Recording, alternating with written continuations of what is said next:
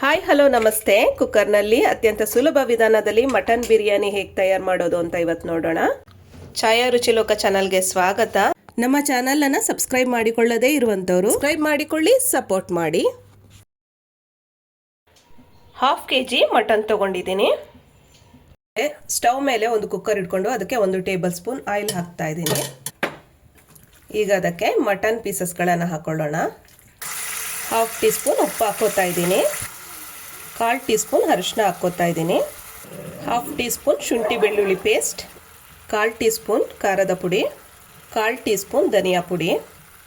ಇಷ್ಟನ್ನು ಹಾಕ್ಕೊಂಡು ಮಟನ್ನ ಎಣ್ಣೆಲಿ ಚೆನ್ನಾಗಿ ಫ್ರೈ ಮಾಡ್ಕೊಳ್ಳೋಣ. 1-2 ನಿಮಿಷ ಇದನ್ನು ಫ್ರೈ ಮಾಡ್ಕೋಬೇಕಾಗತ್ತೆ.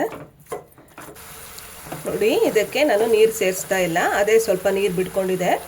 ಇದರಲ್ಲೇ ಒಂದು ವಿಷಲ್ ಬರೆಸ್ಕೋತಾ ಇದ್ದೀನಿ. ಸ್ವಲ್ಪ ಲೋ ಫ್ಲೇಮ್ನಲ್ಲಿ ಇಟ್ಟು ಲಿಡ್ ಕ್ಲೋಸ್ ಮಾಡಿ ಒಂದು ವಿಷಲ್ ಬರೆಸ್ಕೊತಾ ಇದ್ದೀನಿ. ಬಿರಿಯಾನಿಗೆ ಬೇಕಾದಂಥ ಮಸಾಲೆಯನ್ನು ತಯಾರು ಮಾಡ್ಕೊಳ್ಳೋಣ. ಸ್ವಲ್ಪ ಕೊತ್ತಂಬರಿ ಸೊಪ್ಪು ಹಾಕ್ತಾ ಇದ್ದೀನಿ, ಪುದೀನ ಸೊಪ್ಪು, 2 ಬೆಳ್ಳುಳ್ಳಿ, 1 ಇಂಚಷ್ಟು ಶುಂಠಿ, ಸ್ವಲ್ಪ ಗೋಡಂಬಿ, 1/2 ಟೀ ಸ್ಪೂನ್ ಸೋಂಪು,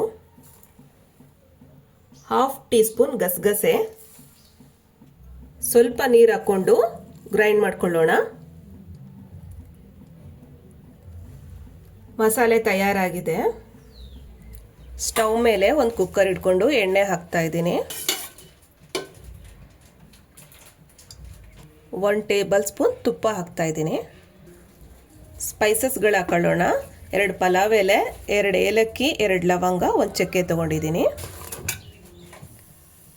2 ಈರುಳ್ಳಿ ಹಾಕೋತಾ ಇದ್ದೀನಿ. ಈರುಳ್ಳಿ ಸ್ವಲ್ಪ ಚೆನ್ನಾಗಿ ಫ್ರೈ ಆಗಬೇಕು.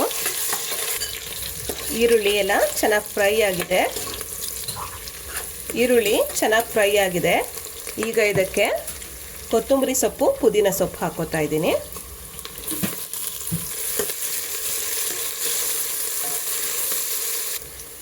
ಈಗ ಇದಕ್ಕೆ ಹೆಚ್ಚಿಟ್ಕೊಂಡಂಥ 1 ಟೊಮೊಟೊ ಸೇರಿಸ್ಕೊತಾ ಇದ್ದೀನಿ.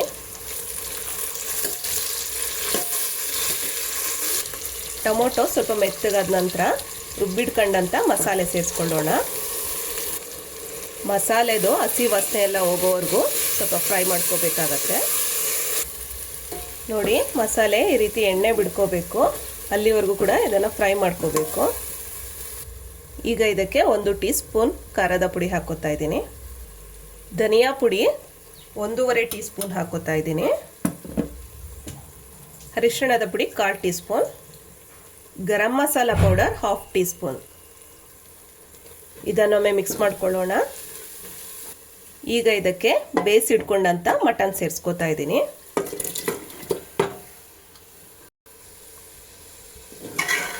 ಸ್ವಲ್ಪ ಚೆನ್ನಾಗಿ ಮಿಕ್ಸ್ ಮಾಡ್ಕೊಳ್ಳೋಣ.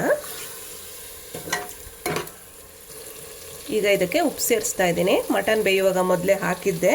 ಈಗ ಬಿರಿಯಾನಿಗೆ ಎಷ್ಟು ಬೇಕಾಗತ್ತೆ ಅಂತ ನೋಡಿಕೊಂಡು ಹಾಕೋಬೇಕಾಗತ್ತೆ. ಈಗ ಇದಕ್ಕೆ ನೀರು ಸೇರಿಸ್ಕೊತಾ ಇದ್ದೀನಿ.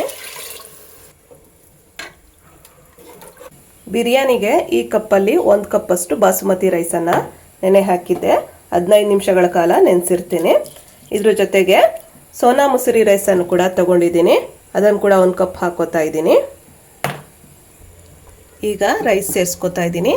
ಈ ರೀತಿ 2 ಥರದ ರೈಸನ್ನು ಮಿಕ್ಸ್ ಮಾಡ್ಕೊಂಡು ಮಾಡೋದ್ರಿಂದ ಬಿರಿಯಾನಿ ತುಂಬ ಟೇಸ್ಟ್ ಚೆನ್ನಾಗಿರುತ್ತೆ. ಈ ರೀತಿ ಒಂದ್ಸಲ ಟ್ರೈ ಮಾಡಿ ನೋಡಿ. ಬಾಸುಮತಿ ರೈಸ್ಗೆ 1 ಕಪ್ ಅಕ್ಕಿಗೆ 1.5 ಕಪ್ಪಷ್ಟು ನೀರು ಹಾಕಬೇಕು. ಸೋನಾ ಮಸೂರಿ ರೈಸ್ಗೆ 1.5 ಇಂದ 2 ಕಪ್ಪಷ್ಟು ನೀರನ್ನು ಒಂದ್ಸಲ ಚೆನ್ನಾಗಿ ಮಿಕ್ಸ್ ಮಾಡಿಕೊಂಡು ಕುಕ್ಕರ್ ಲಿಡ್ಡನ್ನು ಕ್ಲೋಸ್ ಮಾಡೋಣ.